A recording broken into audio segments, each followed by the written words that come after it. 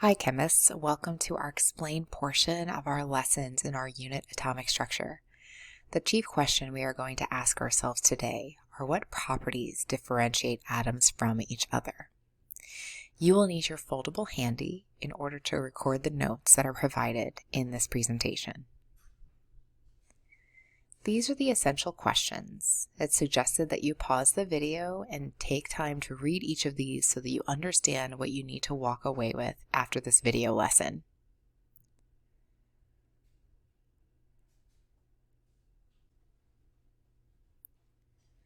When we first begin our foldable, we will focus now on the introduction to the periodic table.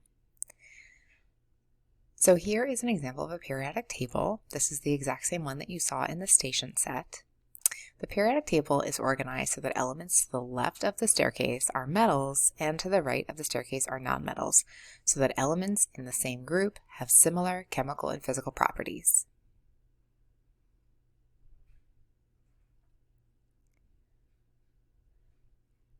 Here's some important terminology associated with parts of the atom.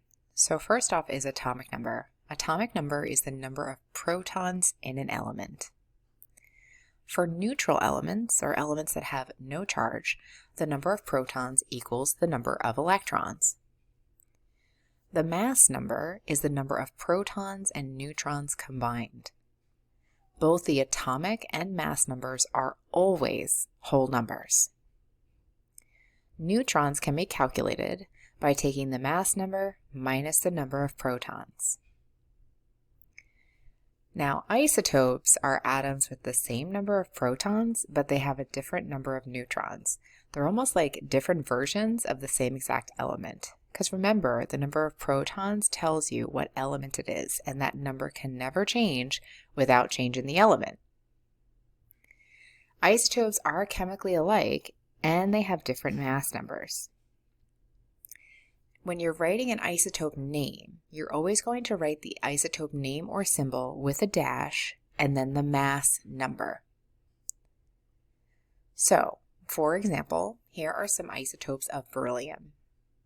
It's recommended that you pick whatever your proton color is going to be and your neutron color, and you want to keep that the same throughout this video. So let's talk about the isotope symbol. So since we know we're talking about beryllium, we would easily look up beryllium on the periodic table, and we would see that it has an atomic number of 4. Remember, the atomic number, or the number of protons, always goes in the left-hand side of the isotope symbol. On top is the mass number, and that can be calculated just by simply counting the number of particles in the nucleus there. So since there are 9 circles in the leftmost nucleus, that's why you have a 9 on top. Since there are 10 circles in the rightmost nucleus, that's why you're going to have a 10 on top. So remember, the mass number represents the number of protons and neutrons combined.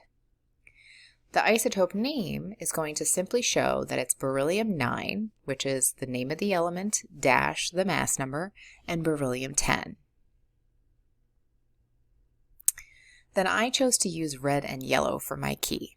So I'm going to put in the number of protons for each. Notice that will not change. It's 4 for each. However, the number of neutrons will. So notice those are yellow now. So notice that there are a total of 5 neutrons on the left-hand side, and there are 6 neutrons on the right-hand side. That's how we can get a mass number of 9 for the left and a mass number of 10 for the right.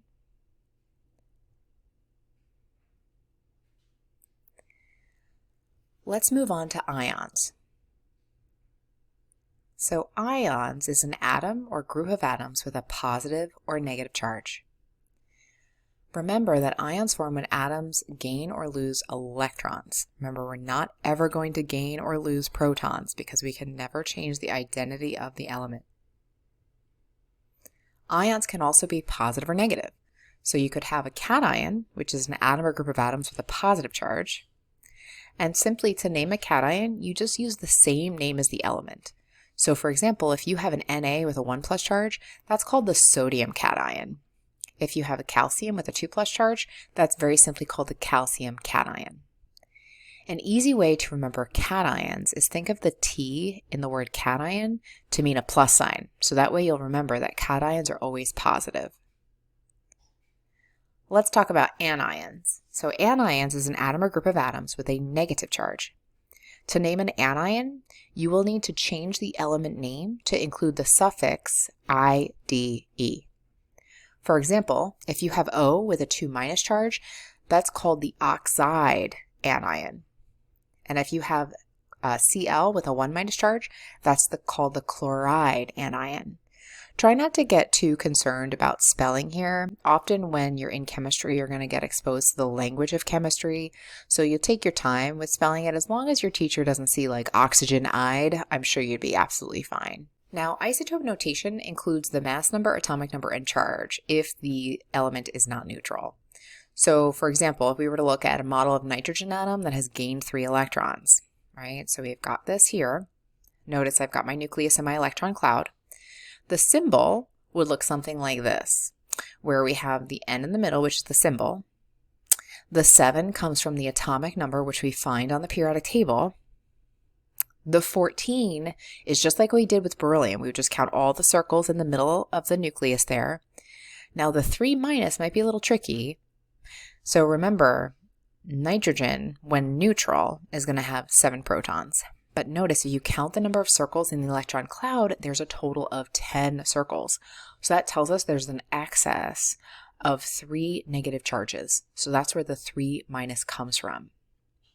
So again, when neutral, we would only have 7 circles in the electron cloud. But since there's 3 extra for a total of 10, that's why it has a 3- charge. To name it, because it's an anion, you're going to change it to be the nitride anion. For my model key, I'm going to keep the protons and neutrons the same, but then I'm going to make the electrons blue here. So that now I've got the number of protons is 7.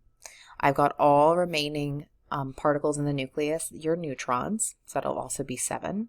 And then the electrons are all that blue color for a total of 10 electrons.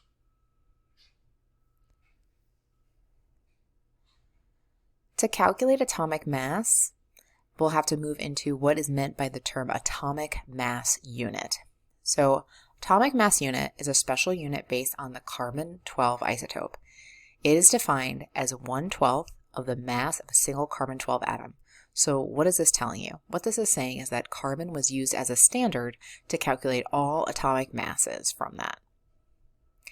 1 AMU, or 1 atomic mass unit, equals 1.6605 times 10 to the minus 24th grams. So it is an incredibly teeny tiny small unit, which makes sense because we're talking about measuring single atoms, which are incredibly small. The unit is used to report the mass of a single particle. That's why it's so teeny tiny, so we use it for atoms and we use it for molecules, for example. Calculating atomic mass is a lot like calculating a grade in a class. So let's pretend your marking period grade has 3 different categories. 75% is tests, 20% are quizzes, and 5% are homework. You earn the following averages in each category.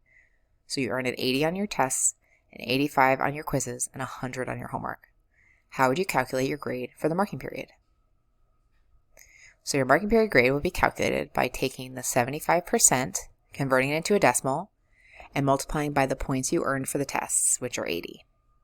You would then have to add that to the 20% for the quizzes, convert that into a decimal, and multiply by the 85 that you earned for quizzes. And then last but not least for homework, you did all your homework, so you're going to have to do 5 over 100, which is again converting that into a decimal, and multiply by all 100 points. And look at you, when you add all those together, you earned an 82 for the marking period. Great job.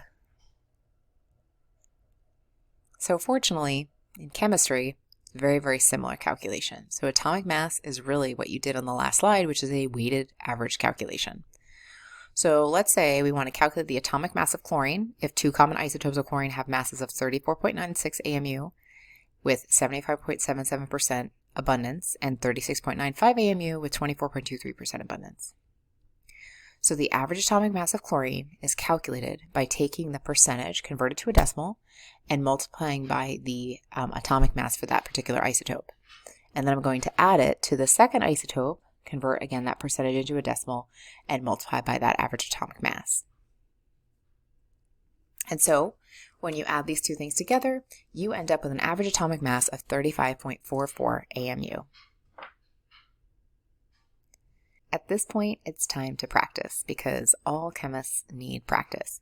So I'm going to ask you to pause the video and try the answer question 1, and then try 2 and 3. And then what I'll do is I'll go over some of these answers with you in this video.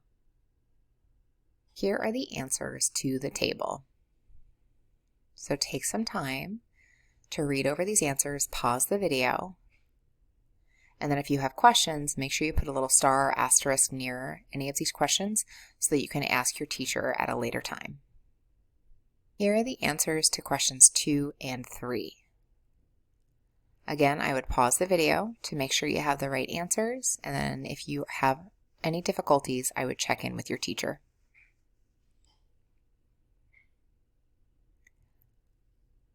So again, let's revisit those questions that you should have read over before we started this lesson. Pause the video and make sure that you can answer these questions before you end the video. Well, I guess that's it for me, chemists. I hope this video was helpful in understanding some of the most important parts of atomic structure and performing calculations with atomic mass. Please make sure you ask questions of your teacher if you are still struggling with some of these concepts. Thank you so much for watching.